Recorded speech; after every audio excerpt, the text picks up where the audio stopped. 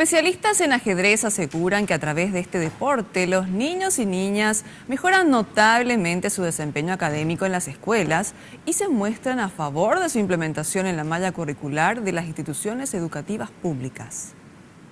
Este deporte puede ser practicado desde los 3 años. Para la Federación de Ajedrez, la implementación del juego en los colegios sería una medida acertada que ayudaría a los niños, niñas y adolescentes en el aprendizaje. También tenemos el convencimiento de que existen estudios que comprueban eso realmente, que ayuda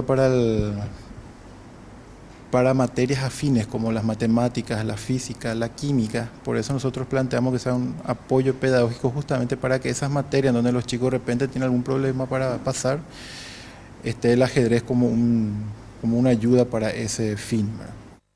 Alejandro Benítez es actualmente el vicecampeón sudamericano en la categoría sub-16 y junto a su hermano Gonzalo, que también es campeón paraguayo sub-8, nos cuentan los beneficios de este deporte.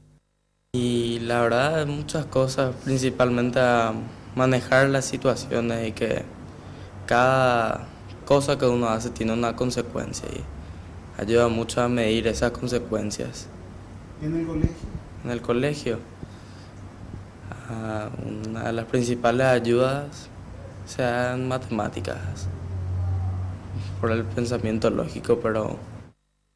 El sudamericano de ajedrez se realizará en Paraguay en 2 semanas más y la federación espera una destacada participación de los deportistas de todas las edades.